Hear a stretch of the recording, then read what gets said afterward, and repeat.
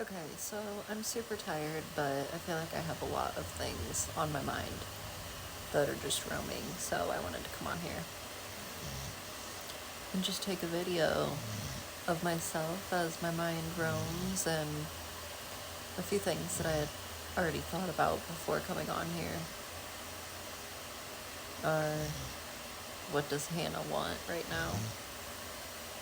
Like, what can she see for herself in her near future and her far future?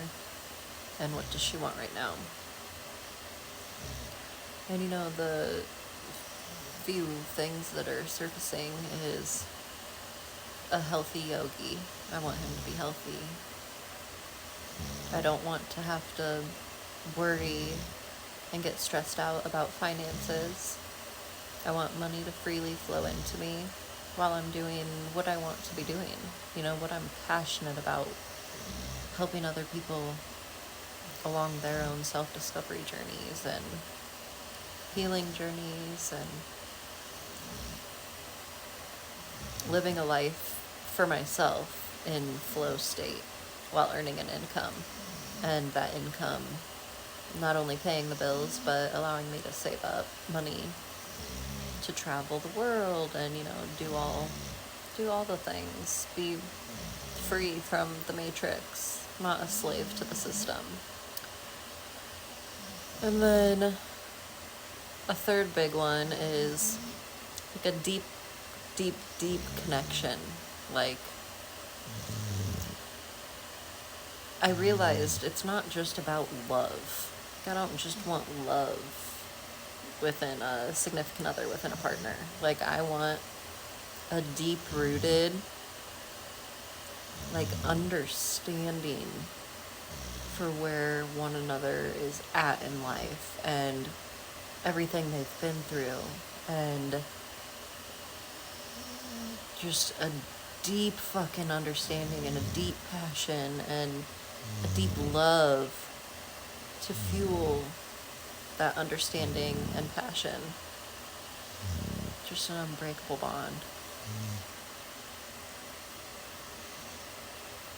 So those are three things that I really, really, really want right now, that I'm striving for. And it's a matter of, perception shifts. I already had a few perception shifts with myself over the past week. But perception shifts and getting in the right state of being. Mentally, physically, emotionally, and spiritually. All of it. So, everything I desire is within my reach. I have the potential inside of me to accomplish everything I desire and to receive everything I desire. I have the power within me. I am on my way to receiving what is meant for me. I'm on my way to receiving my highest desires. I'm working my way towards receiving my highest desires. I'm working towards becoming my highest version.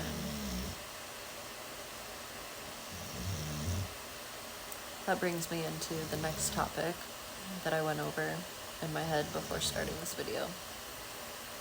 And it's about the school system that we're brought up under, and I was just laying in bed thinking about what I want, and then it trailed into how different my life once was and all the corporate America jobs that I worked. And although I'm thankful for those jobs because of my experience gained throughout every position that I held and the people that I crossed paths with and forming connections with them and learning things in life from them. I'm forever grateful for my journey, that's for sure. But I ultimately just decided and found out that that's not the life that I want to live. I don't want to work 8 to 6, 9 to 5, 7 to 4, stuck inside all day. 2 weeks of vacation, if that, 40 hours of sick time or whatever it is. Maybe that's a quarter. I don't remember. But anyways, that's not the life that I envision for myself, especially after removing alcohol. Like, I literally have very vivid images, visions of myself, and I know that it's me because I can see her. I can see her, and it's me living a few different lives. And which one this version is going to live out is up to me. Anyways, school system, corrupt school systems. See, I just like to talk. I talk too much. Get off track.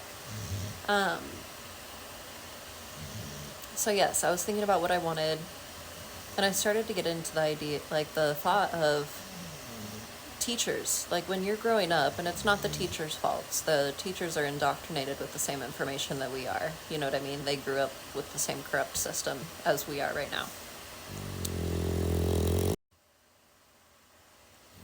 So teachers, right? From my own experience, from what I can remember growing up, I was only ever really asked, what job do you want to work? What job do you want? Let's do job research. Take this test and it'll tell you what profession you would be best at.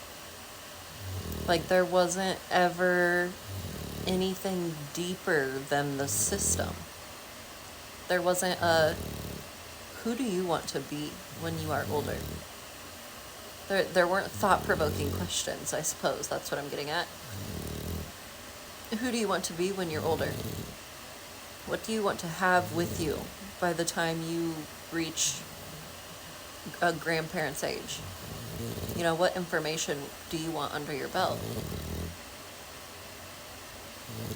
Like, there's so many different questions that can be being asked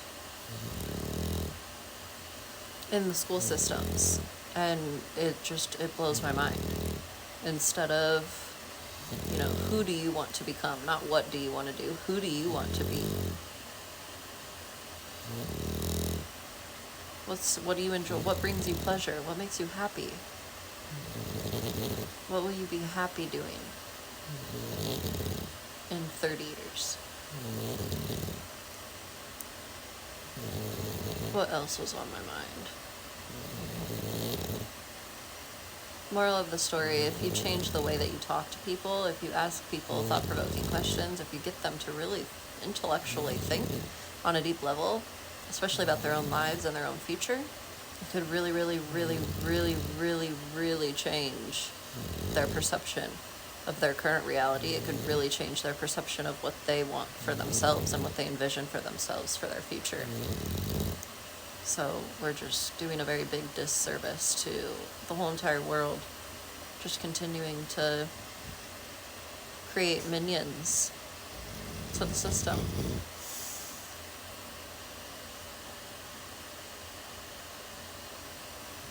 So wild.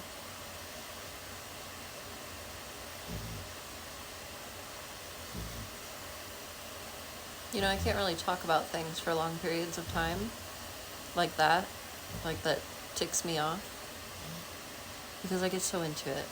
And it's like, if I get way too into it, my heart starts racing pretty fast, and I have to calm myself down, and it's a whole entire process. So I just don't engage in conversations regarding that information.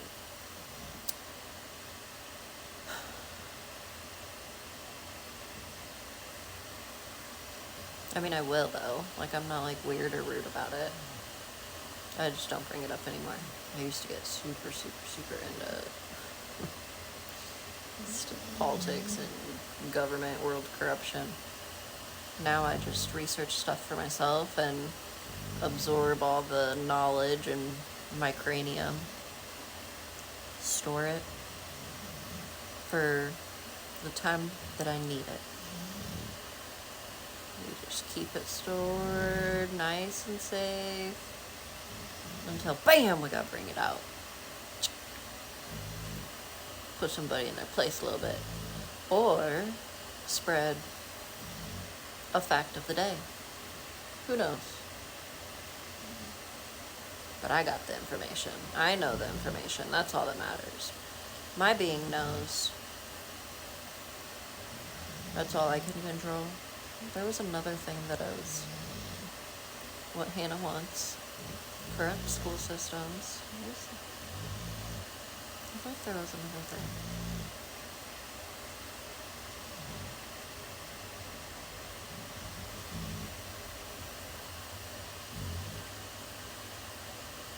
I will talk about how much of a difference a high from a gummy compared to a high from a joint or smoking just flower out of a pipe or something is.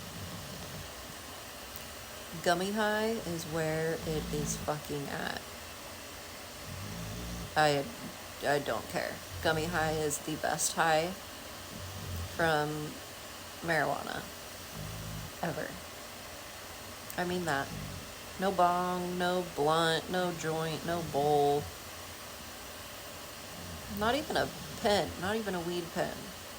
A gummy is where it's at. Like, I just feel so calm and relaxed and with all these thoughts racing through my mind. And I'm like super chill, but also like in an intellectual mood, but also like giggly, hee hee, haha. Like, hi, I'm here. Yeah, gummy high is where it's fucking at. And I don't feel paranoid. I feel paranoid when I smoke all the other ones. It's like I feel like people can tell and people are judging me. I don't know. And I think that that's just me judging myself because the world is a mirror. It like shows us projections of ourselves that we're putting out into the world. So it very well could be that I'm just judging myself. And I mean, I got in trouble a lot in my high school years. A lot. From partying all the fucking time. And a lot of it was, well, all of it was alcohol. And then a lot of it was marijuana. I had a drug dealer boyfriend. He wasn't like the one that you see in the movies, though. He was pretty normal. He was a goofy, everybody liked him guy. Yeah, some people thought he was weird, I guess. See, I just fucking talk. But yeah, back to, I think that that's why I judge myself for it. Because I have so much trauma, baggage, I don't know if it's really trauma, but yeah, it's trauma. Baggage around me getting in trouble for it. And like me being perceived in a wrong way. From like my family. Like, now my whole entire family smokes it. Yeah. It's wild. Like, I was grounded for 3 months one time. 3 months. For something my whole family now does.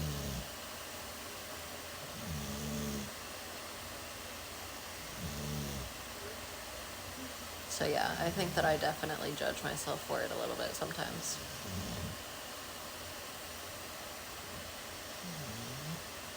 But also, ever since the retreat that I went on in March in New Mexico, at the Feminine Flow retreat, that was the first time where I spoke out into the universe that like I wanted to, because I hadn't really smoked until then. Like my body, when I moved back to Nebraska, basically rejected marijuana. Like, I did not want nothing to do with it.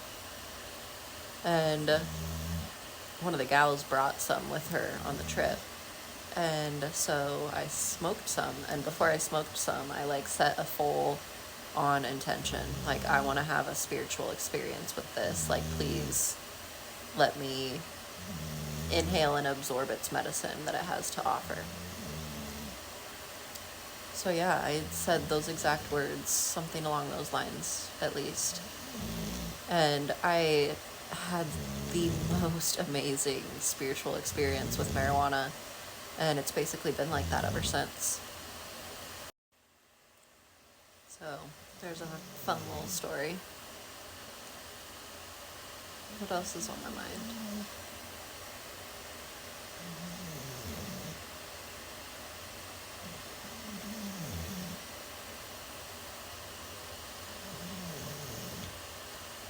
What else is on my mind is that, like, I need to show up more for myself on a daily, consistent basis, but I also need to stop being so hard on myself. So it's like, how do I find that balance in between? Maybe starting small, showing up for yourself in small ways, making like a weekly promise. Or you can make like multiple promises, but like, for example, with your schoolwork, I promise to do coursework every single day this week, something like that. I feel like holding yourself accountable, though, has always gotten you places. Like, when I removed alcohol, I made that promise to myself, and I kept it. And yeah, whenever there was this boy, I'm not even gonna call him a man. He might deserve to be called a man, but whatever. He was a friends with benefits of mine, and I literally thought that I was so in love with him, head over heels. I wrote him a love letter. It was like 4 pages long. I made him like a birthday invitation for his birthday on Canva. And it basically was saying, like, you've been invited to level up and come visit me in Florida. And yeah, I sent him an invitation to come visit me at my apartment in Florida. Where are we going with this? Oh yeah, so I made a promise to myself. No looking at his social media for a week.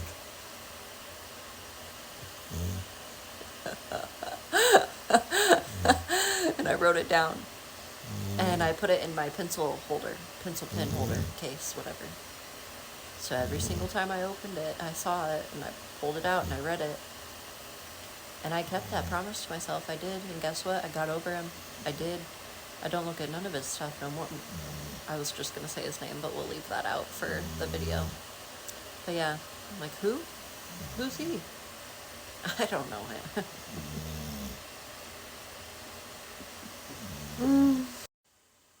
Now that I ended with that story, I can't really think about anything else.